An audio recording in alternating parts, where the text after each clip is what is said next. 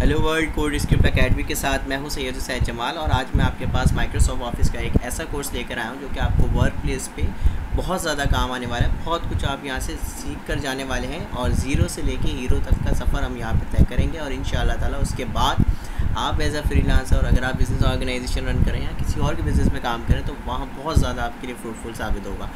तो दोस्तों स्टार्ट करते हैं माइक्रोसॉफ्ट ऑफिस से। तो माइक्रोसॉफ्ट ऑफिस एक ऐसा हमारे पास प्रोडक्ट है जिसके अंदर हमारे पास वर्ड के नाम से एक टूल है जो कि डॉक्यूमेंटेशन के लिए इस्तेमाल की जाती है। इसके साथ साथ एक्सेल के नाम से एक टूल है जो कि स्प्रेडशीट एप्लीकेशंस के लिए, फास्टेस्ट कैलकुलेशन के लिए जो है वो इस्तेमाल की जाती है। और इसके साथ साथ हमारे पास एक बहुत ही अच्छी एप्लीकेशन, उसका नाम है माइक्रोसॉफ्ट पावर पॉइंट, जो कि प्रेजेंटेशंस बनाने के लिए, स्लाइड्स बनाने के लिए आपको बहुत ज़्यादा काम आएगी। और नाउअडेज़ आजकल उस पर जो है छोटी मोटी ग्राफिक डिज़ाइनिंग भी की जाती है और साथ साथ वीडियो एडिटिंग भी की जा सकती है। तो दोस्तों स्टार्ट करते हैं बगैर किसी देर के। तो वैसे तो बहुत सारे वर्जन्स हैं माइक्रोसॉफ्ट ऑफिस के। माइक्रोसॉफ्ट ऑफिस 2007 है, 10 है, 13 है, इसी तरीके से 2016 और बहुत सारे वर्जन्स हैं। लेकिन हम लोग माइक्रोसॉफ्ट वर्ड 2013 एक एवरेज हमारे पास टूल है, वर्जन है, उसको हम इस्तेमाल करने जा रहे हैं। ठीक है, मैंने ओपन कर लिया है। तो सबसे पहली क्लास है आज। तो आज इस पहली क्लास में हम सबसे पहले जो है टूल का जो है इंटरफेस सीखेंगे और इस पूरे कोर्स के अंदर लीगल एंड इफेक्टिव डॉक्यूमेंटेशन वगैरह तमाम चीज़ें हम लोग कवर करेंगे जो कि आपको इंशाल्लाह ताला बहुत ज़्यादा काम आएगी। सबसे पहले मैं आपको बताता चलूँ कि ये हमारे पास जो इस वक्त स्क्रीन है ना, ये इसको डेस्कटॉप कहा जाता है और ये सारे आइकन्स हैं। इस वक्त हमारे पास माइक्रोसॉफ्ट वर्ड ओपन हो रहा है यहाँ पर स्क्रीन पर। ठीक है, थोड़ा सा टाइम लग रहा है क्योंकि फ़र्स्ट टाइम ओपन हो रहा है। ठीक है जी, तो ये हमारे पास माइक्रोसॉफ्ट ऑफिस की स्क्रीन खुल चुकी है। ठीक है, और ब्लैंक डॉक्यूमेंट पे हम लोग क्लिक कर देते हैं। तो ये हमारे पास माइक्रोसॉफ्ट ऑफिस का फ्रंट स्टेज व्यू इस वक्त खुल चुका है। इस पूरी स्क्रीन को जो है आपके सामने इस वक्त जो स्क्रीन नज़र आ रही है इसको कहते हैं माइक्रोसॉफ्ट ऑफिस का वर्ड का फ्रंट स्टेज व्यू। ठीक है, ये डायलॉग बॉक्स ओपन हुआ है, इसको क्लोज़ कर देते हैं यहाँ से। ये पूरी जो स्क्रीन है ना, इस पूरी स्क्रीन को हम कहते हैं फ्रंट स्टेज व्यू। इंटरफेस को हम समझ लेते हैं पहले तो, ताकि हम आसानी से काम कर सकें। अब ये जो टॉप पर ये जो रेड कलर की लाइन है इसको कहते हैं टाइटल बार। ठीक है, टाइटल बार जिसमें डॉक्यूमेंट 1 इस वक्त नज़र आ रहा है आपको लिखा हुआ, क्योंकि ये बाय डिफ़ॉल्ट हमने कोई फाइल से अभी तक सेव नहीं की है किसी नाम से, तो बाय डिफ़ॉल्ट डॉक्यूमेंट 1 यहाँ पे लिखा हुआ आ रहा है। इसके साथ साथ यहाँ पे डैश का साइन है और इसके साथ साथ यहाँ पे वर्ड के नाम से जो हमारी टूल का नाम है, प्रोडक्ट का नाम है, एप्लीकेशन का नाम है, सॉफ्टवेयर का नाम, वो है वर्ड यूज़ टूल का नाम है। ठीक है, तो ये टाइटल बार हो गई हमारे पास। इसके साथ साथ यहाँ पे एक क्विक एक्सेस टूल बार है। ठीक है, वो चीज़ें हमें वो जल्दी परफॉर्म करनी होती है एक्शंस, तो उसके लिए हमें यहाँ पे क्विक एक्सेस टूल बार दी हुई है। अगर हमें क्विक प्रिंट चाहिए तो हम यहाँ पे क्विक प्रिंट करेंगे तो प्रिंटिंग का भी ऑप्शन आ जाएगा, लेकिन फ़िलहाल मुझे इसकी नीड नहीं है, तो इसको हम अपनी मर्ज़ी के मुताबिक अपने हिसाब से इसको एडजस्ट कर सकते हैं। अब ये हो गई क्विक एक्सेस टूल बार, ये हो गई टाइटल बार, ये क्विक एक्सेस टूल बार। ठीक है, इसके बाद फिर ये जो एक लाइन नज़र आ रही है आपको, ये पूरी लाइन, ठीक है, और ये पूरी लाइन, ये पूरा जो हिस्सा है ना, इस पूरे हिस्से को कहते हैं रिबन। अब ये जो रिबन होती है, रिबन के अंदर जो है ना टैब्स होती हैं। जैसे होम, इस वक्त हम लोग एग्जिस्टिंग पोजीशन हमारी होम पर है, तो ये एक होम टैब है। इसी तरीके से इंसर्ट है एक टैब, इसके ऊपर जब हम क्लिक करेंगे इंसर्ट के ऊपर तो मुख्तलिफ ग्रुप कमांड्स और जो है ना कमांड्स जो है वो ओपन हो जाएगी इंसर्ट पे। होम पे देखें, क्लिक करेंगे तो होम के अंदर जो ग्रुप कमांड्स थी, कमांड्स वो ओपन हो जाएंगी। यहाँ पे देखें, तो क्लिक करते जाएंगे तो उसके हिसाब से टैब्स चेंज होती जाएंगी, तो ग्रुप कमांड्स और कमांड्स भी चेंज होती जाएंगी। ठीक है, इसी तरीके से होम पर वापस आ जाते हैं। तो ये जो है बेसिकली ये वर्ड का जो है ना फ्रंट स्टेज व्यू कहलाता है। अब अगर आप यहाँ पे फाइल पे क्लिक करते हैं, इस फाइल पे अगर आप क्लिक कर लेते हैं तो ये वाली जो स्क्रीन थी जो डिसअपियर हो गई, ये वाली स्क्रीन हमारे पास ओपन होके आ गई है। इसको हम कहते हैं बैक स्टेज व्यू। ये हमारे पास एक कॉलम है, ये दूसरा कॉलम है, तीसरा कॉलम है। तीसरे कॉलम पे रीसेंट डॉक्यूमेंट जो भी हमने ओपन किए हुए थे वो नज़र आ रहे हैं। ठीक है, और ये सारा जो है हमारे पास ऑप्शंस आ रहे हैं। इसी तरीके से न्यू फाइल यहाँ से क्रिएट कर सकते हैं, ओपन कर सकते हैं। एग्जिस्टिंग डॉक्यूमेंट जो सेव हो, डॉक्यूमेंट सेव कराना हो मगर किसी और लोकेशन पे सेव कराना तो सेव एज करेंगे। प्रिंट करना हो, शेयर करना हो, एक्सपोर्ट करना हो, मुख्तलिफ ऑप्शंस हैं यहाँ पे। ऑप्शंस के अंदर अकाउंट है, चीज़ें हैं, तो मुख्तलिफ़ किस्म के फ़ीचर्स हैं। ठीक है, लेकिन हम यहाँ पे मेन चीज़ें वो चीज़ें ज़रूरी चीज़ें सीखेंगे जिसके बाद आप इतना आपको आ जाए कि आप किसी भी ऑफिस में, किसी भी ऑर्गेनाइजेशन में काम कर सकें। ठीक है जी, तो ये हमारे पास मैंने आपको बताया कि सारी रिबन थी और इसके बाद ये टैब्स थी। अब ये टैब के अंदर ये जो क्लिपबोर्ड लिखा हुआ आ रहा है ना, ये पूरा एक बॉक्स के अंदर पैक है ना। ये जो पूरा क्लिपबोर्ड है ना, इसको कहते हैं ग्रुप कमांड। क्यों? क्योंकि ये जो पेस्ट है ना, ये एक कमांड है।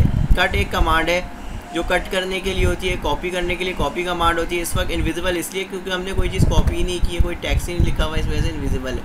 तो ये ग्रुप कमांड पूरा क्लिपबोर्ड, अगर हम क्लिपबोर्ड की बात करें तो ये ग्रुप कमांड कहलाता है। कट एक कमांड है, कॉपी एक कमांड है, फॉर्मेट प्रिंटर एक कमांड है, पेस्ट एक कमांड है। इसी तरीके से फॉन्ट का जो ये बॉक्स है ना, ये पूरी एक ग्रुप कमांड है, क्योंकि ये 2 और 2 से ज़्यादा मिलकर ग्रुप कमांड बन जाती है। तो ये ग्रुप कमांड का नाम दिया जाता है इसको। और इसको बोल्ड को एक कमांड है, ये इटैलिक एक कमांड है। अंडरलाइन इसकी तरीके से फॉन्ट को इंक्रीज़ करना हो, डिक्रीज़ करना हो, फ़ॉन्ट के थीम को चेंज करना हो, स्टाइल को चेंज करना हो या साइज़ को, तमाम चीज़ें हम फ़ॉन्ट पे करेंगे। इसी तरीके से टेक्स्ट को कॉपी पेस्ट कट करना होगा तो वो यहाँ से करेंगे क्लिपबोर्ड से। इसी तरीके से पैराग्राफ के अंदर हमें स्पेसिंग देनी हो, कुछ भी करना हो, या फिर पैरा बुलेट्स बनाने हो, कुछ भी लिस्ट बनानी हो, तो ये तमाम चीज़ें यहाँ से करनी होंगी। इसी के साथ साथ यहाँ पे स्टाइल्स हैं। देखिए ये भी स्टाइल कहलाता है। अब जैसे ही मैं इस पर क्लिक करूँगा ना, ड्रॉप डाउन लिस्ट ओपन हो जाएगी। ठीक है, ड्रॉप डाउन लिस्ट जब ओपन होगी ना तो ये सारे स्टाइल्स आ जाएंगे। ठीक है, ये सारे स्टाइल्स हैं, थीम फॉन्ट्स कहलाते हैं। ठीक है, इसी तरीके से ये भी स्टाइल्स वहाँ पे भी आ रहे हैं, यहाँ पे बिल्टन आ रहे हैं, बने बनाए स्टाइल। इस पर क्लिक करेंगे तो इस पर इसके हिसाब से जो है वो टेक्स्ट आपको यहाँ पे लिखना शुरू हो जाएगा। यहाँ पे इसी तरीके से एडिटिंग की कमांड है, फाइंड, रिप्लेस, सेलेक्ट। तो ये सारी टैब्स हैं। वन बाय वन हम सारी टैब्स को जो है ना कवर करेंगे। उससे पहले हम इंटरफेस समझ रहे हैं, चूँकि इंटरफेस समझ लेते हैं। तो ये वाली जो बिल्कुल नीचे लाइन है ना, ये जो आपको इंग्लिश यूनाइटेड स्टेट्स लिखा हुआ है, ये हमें स्टेटस बता रहे हैं कि इस वक्त जो लैंग्वेज सेलेक्ट हुई हुई है वो इंग्लिश लैंग्वेज सेलेक्ट हुई हुई है। इसी तरीके से वर्ड्स के ऊपर अगर हम आते हैं तो यहाँ पे 0 वर्ड्स लिखा हुआ है। इट मीन्स कि यहाँ पे कुछ लिखा हुआ ही नहीं है तो 0 वर्ड्स आ रहा है। इसी तरीके से पेज 1 ऑफ 1 ये हमारे पास स्टेटस बता रहा है कि इस वक्त हमारी लोकेशन क्या है। हमारी लोकेशन है पॉइंटर की, ये पॉइंटर कहलाता है। ठीक है, कर्सर की ये यहाँ पर है। ठीक है, ये पेज 1 पे हम लोग मौजूद हैं। अब इसके साथ साथ 0 वर्ड से दिखा रहा है, कुछ लिखा हुआ नहीं। अब मैं यहाँ पे जैसे ए प्रेस करूँगा तो यहाँ पे 1 वर्ड आ जाएगा। इसी तरीके से मैं BCDEFGHIJK पूरा भी लिख दूंगा तब भी इसको ये 1 वर्ड ही कंसिडर करेगा, क्योंकि इसमें कंप्यूटर जो है कैरेक्टर के स्पेस को समझता है ना। तो कैरेक्टर के हिसाब से अगर मैं स्पेस जनरेट करता हूँ और यहाँ पे लिख देता हूँ 0 तो यहाँ पे 2 वर्ड्स आ जाएंगे। इसी तरीके से यहाँ पे कुछ भी लिख दूँ तो वर्ड 2 ही कंसिडर करेगा। इसी के तरीके से अगर मैं यहाँ पे ये लिख दूँ तो 3 वर्ड्स कंसिडर करेगा। और अगर मैं यहाँ पे सिर्फ आई प्रेस कर दूँ तो यहाँ पे 4 वर्ड, यानी कि इसको पूरा 1 वर्ड कंसिडर कर रहा है, इसको जो है एज्यूम कर रहा है पूरा 1 वर्ड।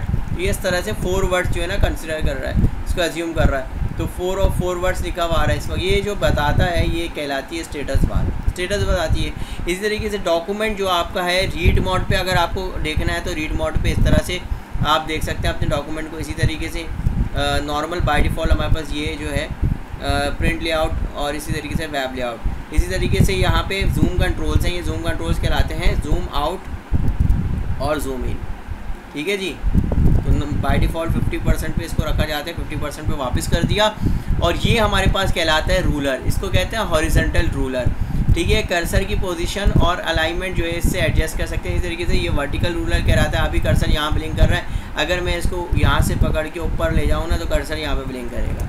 तो ये बिल्कुल इसी तरीके से जैसे बुक होती है ना, हमारे पास कॉपी होती है या रजिस्टर होता है। अब रजिस्टर में हमने आप जब भी क्वेश्चन आंसर या कुछ भी लिख रहे होते हैं तो हम लोग एक स्केल से लाइन ड्रॉ कर लेते हैं ना, मार्जिन, और फिर जो लाइन ड्रॉ हुई होती है उसके बाद से हम लिखते हैं। इसी तरीके से जो है ना ये मार्जिन सेट करने के लिए होती है। अभी हमारा कर्सर यहाँ से ये जब प्रिंट होके जाएगा ना, डॉक्यूमेंट जब प्रिंट होके आएगा आपके पास हार्ड कॉपी पे, तो ये जो है ना डॉक्यूमेंट आप समझ लें कि इतना जो हिस्सा है ना, इतने हिस्से पे प्रिंट होगा।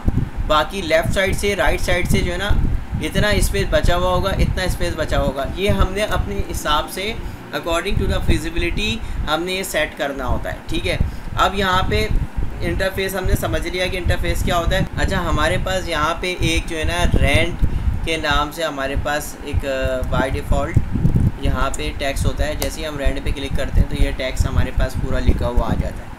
ठीक है, इस टैक्स को हम जो है अपने काम को सीखने के लिए जो है वर्ड को सीखने के लिए इस्तेमाल हमने यहाँ पे पेश किया है। ठीक है, ये हमारे फंक्शन के ज़रिए आया है, रेंट के फंक्शन के ज़रिए। इसको दोबारा भी करके दिखा सकते हैं।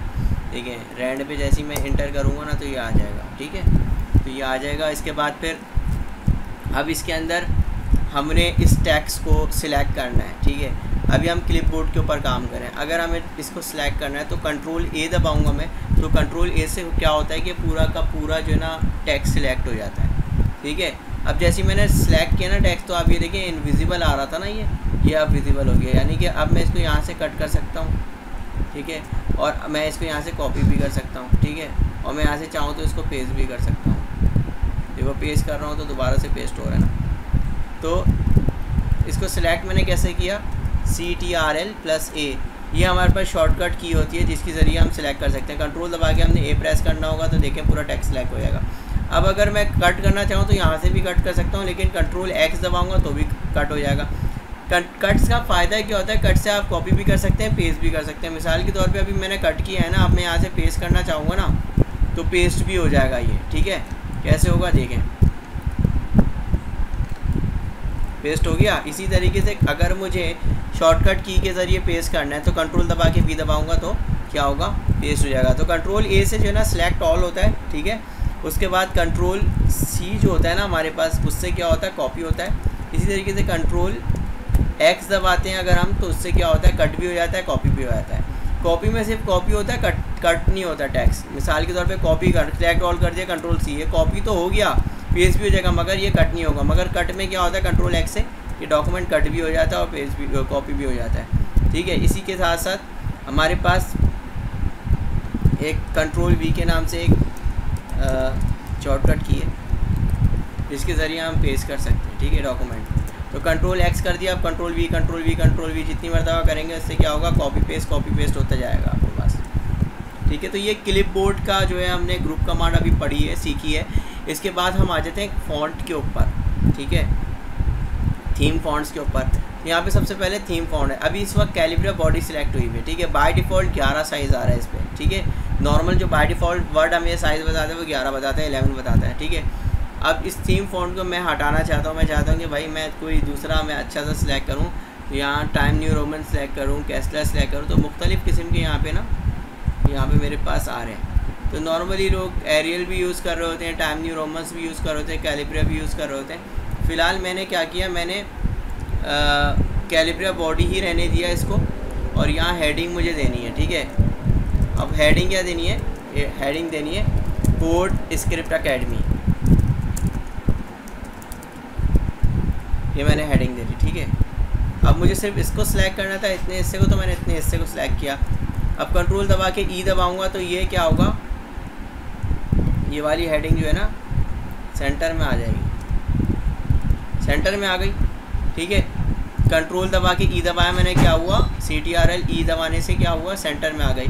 अगर मैं चाहूँ इस हेडिंग को लेफ़्ट पे रखना तो ये कंट्रोल L दबाऊंगा तो कंट्रोल L से लेफ़्ट पे आ जाएगी, कंट्रोल R दबाऊंगा तो राइट पे आ जाएगी, और कंट्रोल E दबाऊंगा तो सेंटर में आ जाएगी। तो ये मैंने मज़ीद आपको यहाँ पे सिखा रहा हूँ कि कंट्रोल दबाकर अगर हम L दबाएंगे तो लेफ़्ट अलाइनमेंट हो जाएगी, और कंट्रोल दबाकर अगर हम R दबाएंगे तो राइट अलाइनमेंट हो जाएगी। इसी तरीके से CTRL E जब दबाएंगे तो अलाइन सेंटर हो जाएगा, सेंटर अलाइनमेंट हो जाएगी। कैसे हो जाएगी दिखा देता हूँ, ये देखें,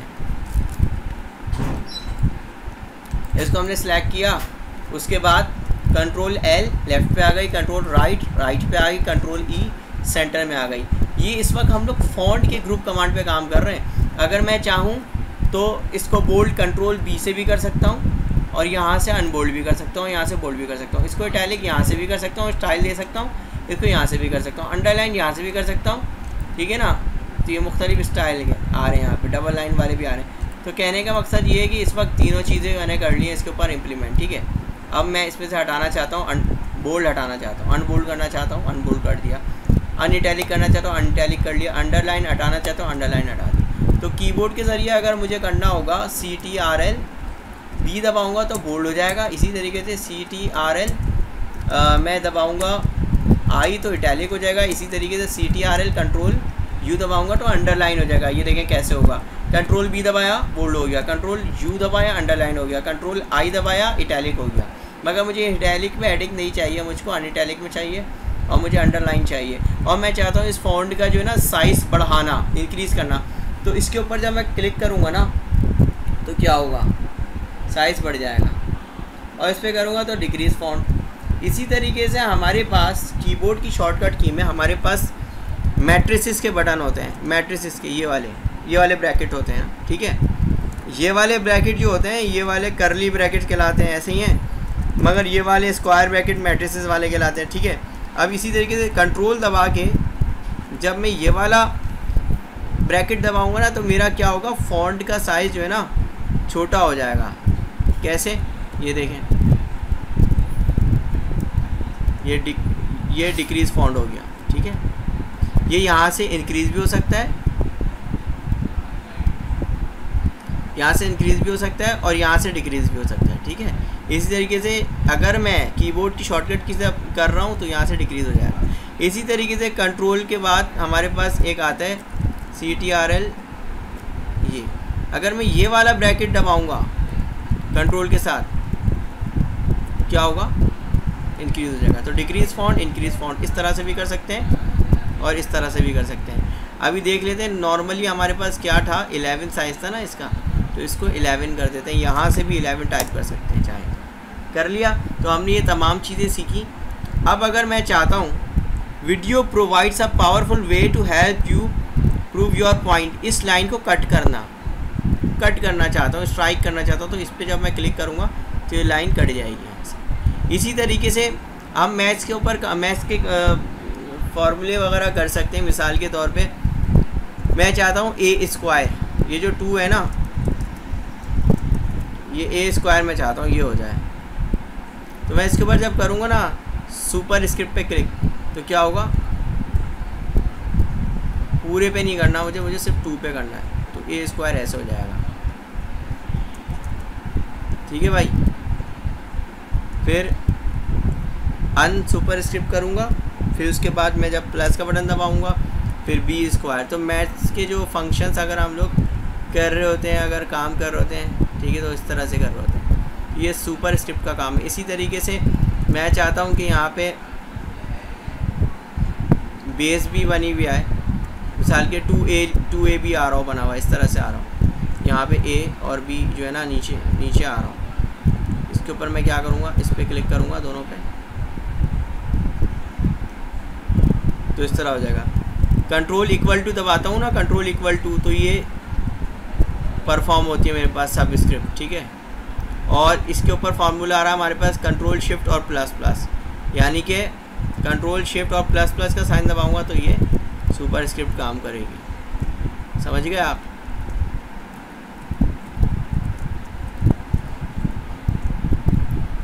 तो इस तरह से सुपर स्क्रिप्ट और सब स्क्रिप्ट जो है हमारे पास काम कर रही होती है। इसी तरीके से हमारे पास ये हमने देख भी दिया साइज़ को किस तरह से करना है।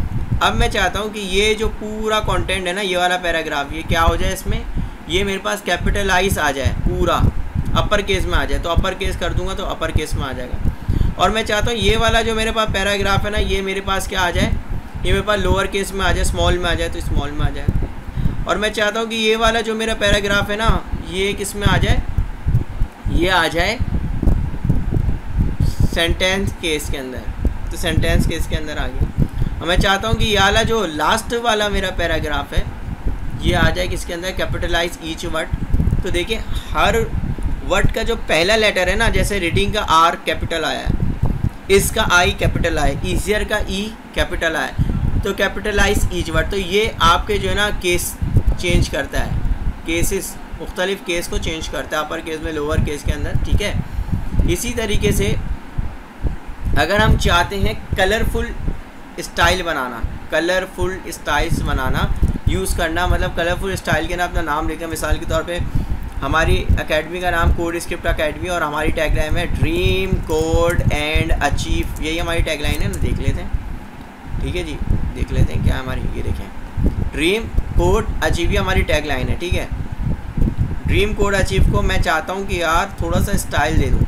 अच्छा, मैं इसके ऊपर इसमें एक फ़ायदा ये भी है कि यहाँ पे अगर आप थोड़ा सा होल्ड करोगे ना, तो ये आपको यहाँ से भी ऊपर की जो चीज़ है ना टूल बार, वो यहाँ पे भी ला के दे देगा आपको। लेकिन बहरहाल हम इस वक्त काम कर रहे थे इसके ऊपर। तो ये देखें मुख्तलिफ़ किस्म के स्टाइल्स हैं, कलरफुल स्टाइल्स हैं, तो इस तरह से भी कर सकते हैं आप। अपने टेक्स्ट को शेडो भी दे सकते हैं, सारी चीज़ें कर सकते हैं। तो कलरफुल बनाना हो, अपने डॉक्यूमेंट को शेडो देना हो, ग्लो करना हो, ये देख रहे हैं ग्लो करना हो, कुछ भी करना हो तो यहाँ पे मुख्तलिफ़ किस्म के आप इस्तेमाल कर सकते हैं। मिसाल के तौर पे अभी फ़िलहाल हम लोग जो है ना एक स्टाइल सेलेक्ट कर लेते हैं यहाँ से कोई भी।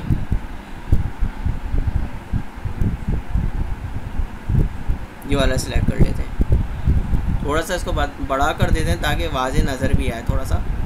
और इसके साथ साथ अब अगर मैं ये चाहता हूँ कि इसके अंदर कुछ जो वर्ड्स जो गलत हुए हैं वो मैं हाईलाइट करना चाहता हूँ मिसाल के तौर पे, तो मैं यहाँ से हाईलाइट भी कर सकता हूँ। ये हाईलाइटर है, मुख्तलिफ़ किस्म के हाईलाइटर हैं। सबसे अच्छा मुझे आला लगता है तो मैं ये आला यूज़ कर लेता हूँ, ये विजिबल होता है। इस तरीके से ये जो इस्तेमाल किया जाता है ना, बेसिकली ये हमारे जो फ़ॉन्ट का जो बैकग्राउंड कलर होता है ना उसके लिए इस्तेमाल किया जाता है।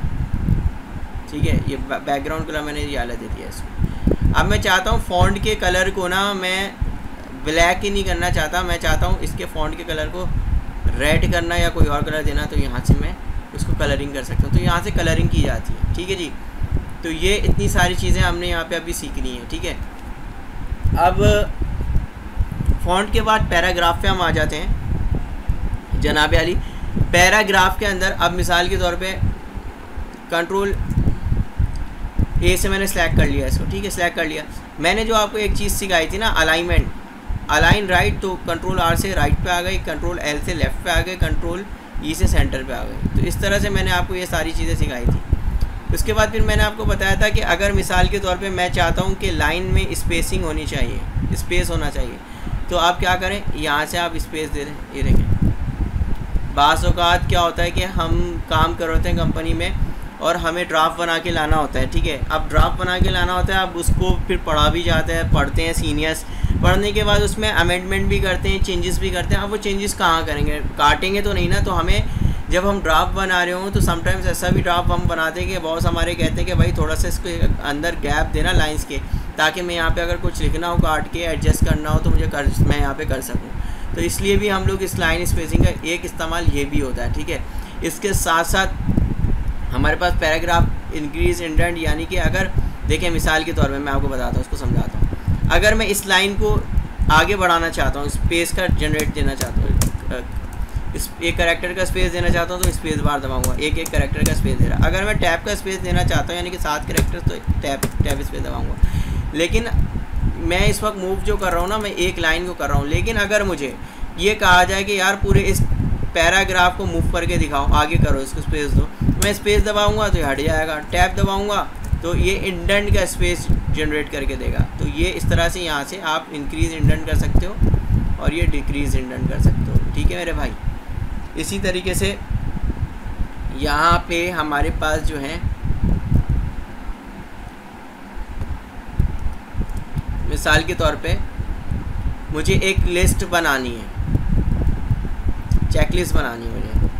ठीक है, अब यहाँ पे फ़ॉन्ट ये वाला सिलेक्ट हुआ है, इसको मैं चेंज कर देता हूँ, फ़ॉन्ट को नॉर्मल चेकलिस्ट बनानी है, ये वाला नहीं लेते हम। ठीक है, एक चेकलिस्ट बनानी है हमने। चेकलिस्ट ये बनानी है कि हमारे हम एक जो है क्या नाम है मेडिकल कैंप करने जा रहे हैं और हमारे पास सारा सामान मुकम्मल है या नहीं है इवेंट डे के लिए, वो हमने चेकलिस्ट बनानी है। हमारे पास इक्विपमेंट्स हैं, ठीक है, हमारे पास मेडिसिन्स हैं, हमारे पास शीट्स हैं, हमारे पास पैड्स हैं, हमारे पास टॉर्च है। ठीक है, तो ये मैंने टॉर्च की स्पेलिंग गलत लिख दी, तो यहाँ से हम जब क्लिक करेंगे, राइट क्लिक करेंगे तो यहाँ पे हमारी ग्रामेटिकल एरर रिमूव करके दे देगा। ठीक है, इसी तरीके से हमारे पास जो है स्टिक्स, इस तरीके से बहुत सारी चीज़ें हो सकती हैं। हमारे पास जो है टिकट्स कह लें, पासेस कह लें। तो ये हमें अगर कभी कोई लिस्ट बनानी हो तो यहाँ से हम लिस्ट बना सकते हैं। इसके बाद हम आ जाते हैं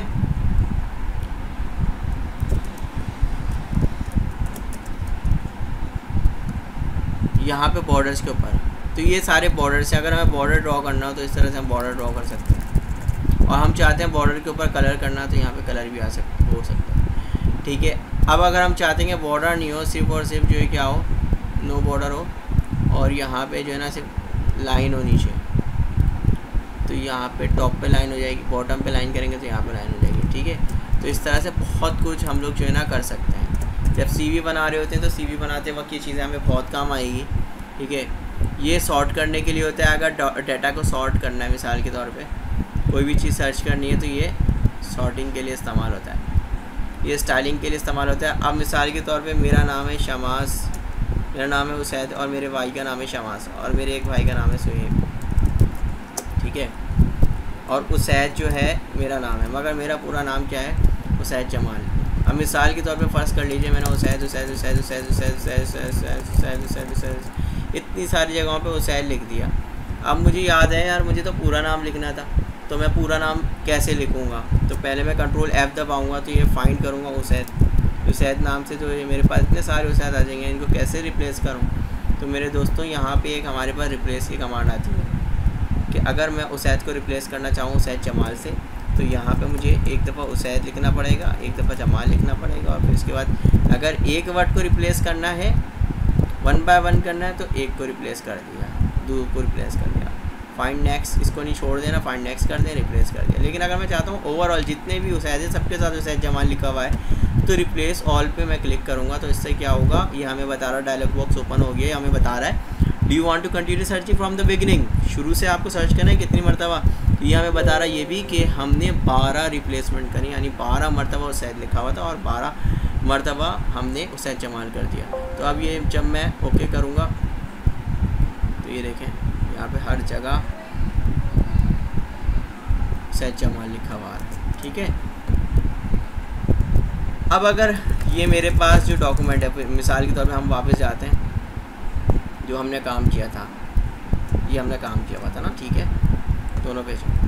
अब हम चाहते हैं नया डॉक्यूमेंट बनाना, तो एक तरीके का तो ये है कि मैं इस डॉक्यूमेंट को यहाँ से न्यू डॉक्यूमेंट क्रिएट कर सकता हूँ। अच्छा, जब हमने एक बात मैं आपको बताना भूल गया कि जब हमने बैक स्पेस व्यू पे क्लिक किया था लास्ट टाइम, तो हमारे पास ये कॉलम आ रहा था, ये कॉलम आ रहा था, ये कॉलम आ रहा था, मगर वो दूसरे कॉलम आ रहे थे। यहाँ पे थर्ड कॉलम रीसेंट डॉक्यूमेंट्स का था, यहाँ पे दूसरे, लेकिन उस वक्त हमारा डॉक्यूमेंट इनकम्प्लीट था, कंप्लीट नहीं था। लेकिन जब आपका डॉक्यूमेंट कंप्लीट हो जाएगा, यानी कि जब आप डॉक्यूमेंट पे काम करना शुरू कर दोगे, ये सब कुछ कर लोगे, उसके ऊपर कुछ लिख दोगे बहुत सारी चीज़ें, तो जब तक ब्लैंक होगा तो नहीं आएगा। लेकिन जैसे ही आप इस डॉक्यूमेंट पे काम कर चुके होगे तो क्या होगा, जब आप बैक स्टेज व्यू पे जाओगे तो ये आपको क्या करेगा, ये बताएगा, वो चेंज हो जाएगी वाली स्क्रीन जो पहले आ रही थी शुरू में जब आपने कोई काम नहीं किया था, और अब उसकी जगह ये चीज़ आ जाएगी रिप्लेसमेंट की। अगर आप डॉक्यूमेंट को प्रोटेक्ट करना चाहते हो, पासवर्ड लगाना चाहते हो, रिस्ट्रिक्शंस लगाना चाहते हो कि कितना एक्सेस देना चाहते हो कितना नहीं, तो यहाँ से कर सकते हो, ठीक है। इश्यूज़ के लिए चेक करना चाहते हो कि अगर कौन सी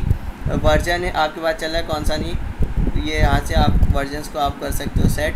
इसके बाद फिर प्रॉपर्टीज़ को देखना चाहते हो कि कितने पेज पे काम कर चुके हो, 2 पेज पे काम कर चुके हो, कितने टाइम से इस वक्त आपके पास वर्ड खुला हुआ है, तो 30 मिनट से खुला हुआ है, और इसके साथ साथ कितने बजे ये फ़ाइल क्रिएट हुई थी, 12:55 पे, ये भी बता रहा है, ठीक है ना। लास्ट प्रिंट कब दिया था, कब दिया ही नहीं था। लास्ट मॉडिफाइड कब हुई थी, मॉडिफाई हुई नहीं है, क्योंकि मॉडिफाई हमेशा उस वक्त होगी जब आपका डॉक्यूमेंट सेव हो चुका होगा। अभी तक हमने डॉक्यूमेंट का नाम 1 यहाँ पे आ रहा है क्योंकि हमने सेव ही नहीं किया है, और हम न्यू डॉक्यूमेंट पे आ गए। तो सबसे पहले तो हमें डॉक्यूमेंट सेव कर लेना चाहिए। तो कंट्रोल दबा के एस दबाएंगे ना जब फर्स्ट टाइम, तो आपके पास ये स्क्रीन आएगी। लेकिन एक दफ़ा जब आप सेव कर चुके होंगे डॉक्यूमेंट और एग्जिस्टिंग डॉक्यूमेंट को सेव करना चाह रहे होंगे, तो आपको सिर्फ कंट्रोल एस दबाना होगा। लेकिन इस वक्त जब आप कंट्रोल एस दबाएंगे तो इस तरह से आपके पास ये वाली स्क्रीन खुली होगी। इसी तरीके से आप यहाँ से भी सेव कर सकते हैं, आप चाहे तो यहाँ से भी सेव कर सकते हैं। लेकिन जब फर्स्ट टाइम आप सेव करोगे तो आपको लोकेशन बतानी पड़ेगी, पाथ बताना पड़ेगा कि आपको आया डॉक्यूमेंट जो है वो कहाँ पे सेव करना है। अच्छा, ये डॉक्यूमेंट मुझे सेव करना है डेस्कटॉप में, मैं जा रहा हूँ डेस्कटॉप पे मेरा एक फ़ोल्डर बना हुआ है, उसका नाम है कोड स्क्रिप्ट अकेडमी। अब कोड स्क्रिप्ट अकेडमी के अंदर मैं एक न्यू फोल्डर बना देता हूँ और उसके अंदर लिख देता हूँ मैं माइक्रोसॉफ्ट वर्ड के अंदर वर्ड का ट्यूटोरियल लिख देता हूँ मैं, ठीक है ना, वर्ड ट्यूटोरियल के नाम से मैंने फ़ोल्डर बना दिया। और